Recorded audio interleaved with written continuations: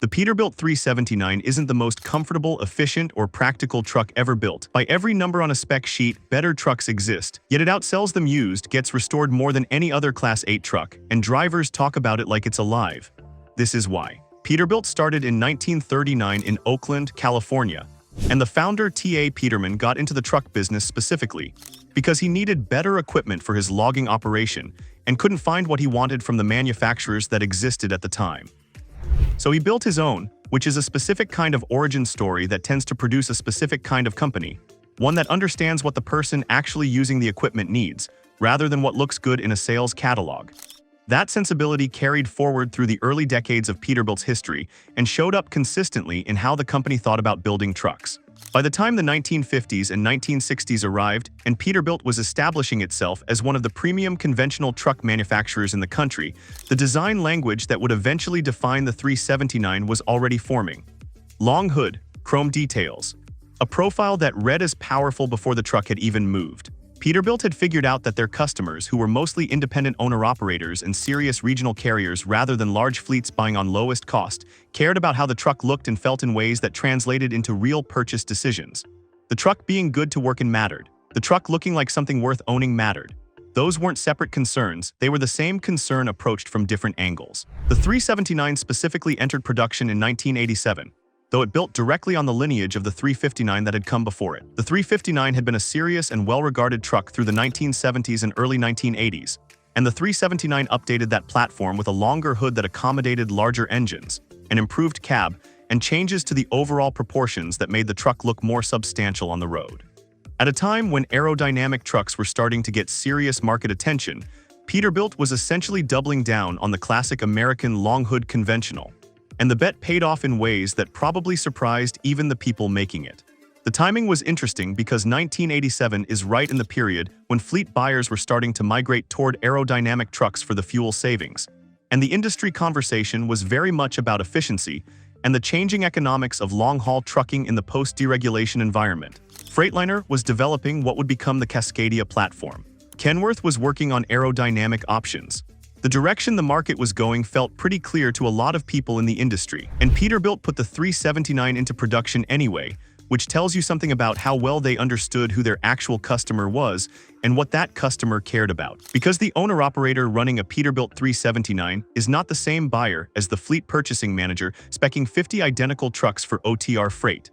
The fleet buyer cares about fuel economy over 100 million miles of operation, because the math on that is enormous, and even small differences compound into very large numbers. The owner-operator running one or two trucks cares about that too, but they also care about things the fleet buyer doesn't have to care about in the same way: pride of ownership, the truck's identity as a statement of who they are and how they work, the way the truck feels on a long day and whether they want to be in it. The 379 was built for that second customer, and it served them extraordinarily well. The hood on the 379 is the most immediately recognizable thing about it, and it's worth spending a minute on what that hood actually represents beyond aesthetics. A longer hood means more space in front of the firewall, which means more room for the engine. And in an era when diesel engines were getting significantly more powerful, when Cat C15s and Cummins N14s and Detroit Series 60s were producing outputs that would have seemed unrealistic on a road truck 20 years earlier, having the physical space to accommodate those engines without compromise mattered. The 379 could take big engines and give them room to breathe and be serviced without the engineering compromises that came from fitting that displacement into a tighter package. The cab itself was comfortable for its era but not luxurious by any modern standard. If you climb into a 379 today and compare it to a current Kenworth T680 or a Freightliner Cascadia, the difference is significant. The modern trucks have better sound insulation, more sophisticated electronics, better climate control, more storage, more creature comforts overall. The 379 is a working environment rather than a living environment in the way that current sleeper cabs try to be. But within the standard of what long-haul trucking looked like in the late 1980s and 1990s, the Peterbilt cab was well above average.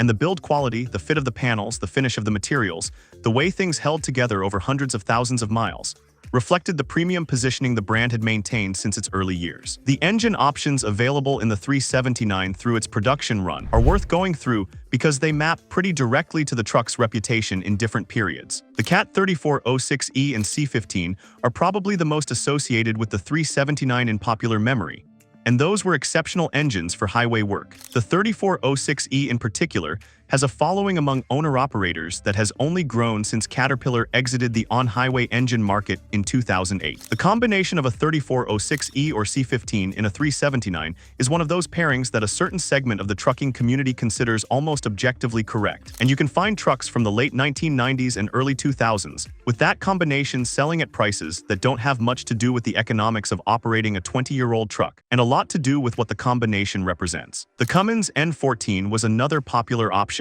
and it contributed its own significant share to the 379's reputation because the N14 has its own devoted following built on the engine's durability and relatively straightforward maintenance requirements. The Detroit Series 60 appeared in 379 Spec 2, though it's less commonly associated with the model than the Cat and Cummins options. What all of these engines shared in a 379 was a platform that gave them room to work, kept the heat managed, and gave the driver a sense of pulling power that matched what the truck looked like it should do. I remember the first time I sat in a 379 at a truck show years ago, and one of the things that stuck with me was how purposeful everything felt. Not complicated, not cluttered, just laid out in a way that said someone had thought about what actually needed to be there and put it there. The view from the driver's seat, looking down that long hood at the road ahead, was something specific.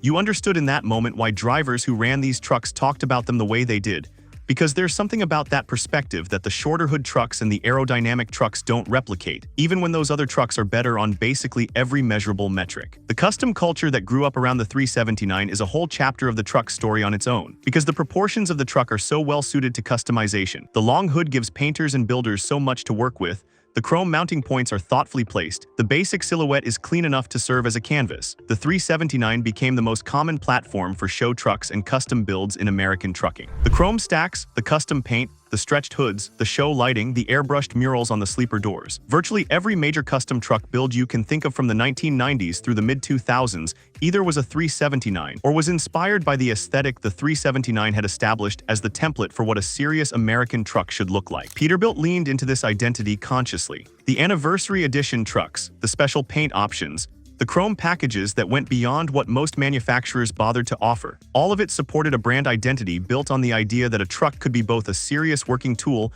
and something a person was genuinely proud to own. That combination is harder to pull off than it sounds, and most manufacturers in the Class 8 space have never really figured out how to do it. Peterbilt, through the 379, did. The production run ended in 2007, which is later than a lot of people realize. By the mid-2000s, fuel economy and emissions compliance had become dominant concerns in truck purchasing, and the 379's long hood and non-aerodynamic profile made it increasingly difficult to justify on pure operating economics against the alternatives. The 389 that replaced it maintained the visual identity. Peterbilt was smart enough to understand that abandoning the look entirely would cost them something they'd spent decades building, but was updated to meet emissions requirements and included enough aerodynamic refinements to make it more competitive on fuel economy. When Peterbilt announced the 379 was ending production, the response was unusual for a commercial vehicle. Trucking publications ran retrospectives. Drivers who had been running them for years bought one last example to keep.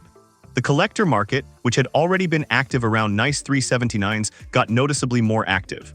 A truck that had been in continuous production for 20 years, and that plenty of people assumed would just quietly be replaced, was instead treated as the end of something specific. And that response told you a lot about the relationship between the 379 and the people who had worked with it. The resale market for 379s today is one of the more consistent stories in used commercial equipment.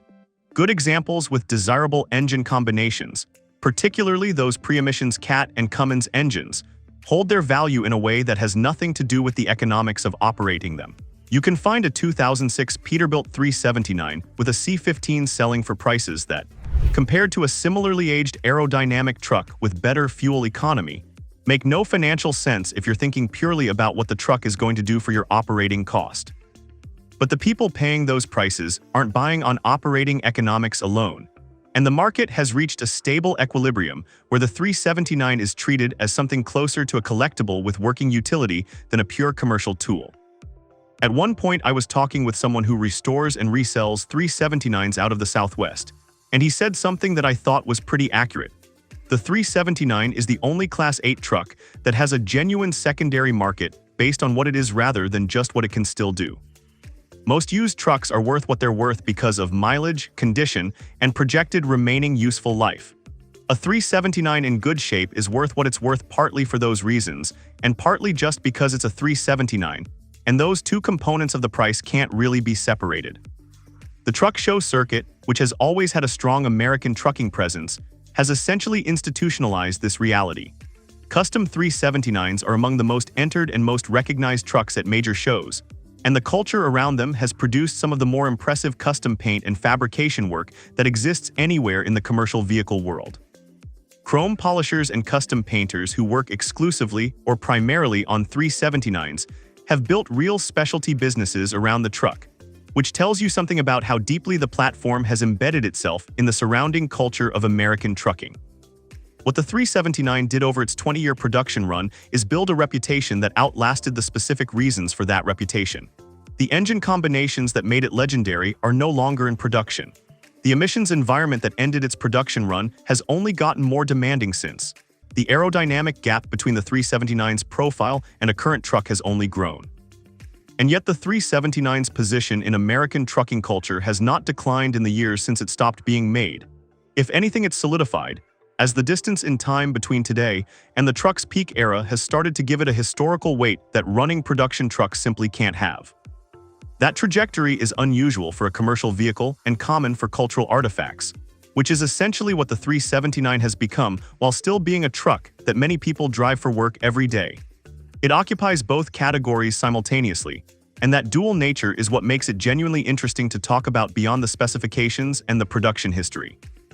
The reason the 379 became the most iconic American truck isn't because Peterbilt planned it that way from the beginning, or because any single design decision made it inevitable.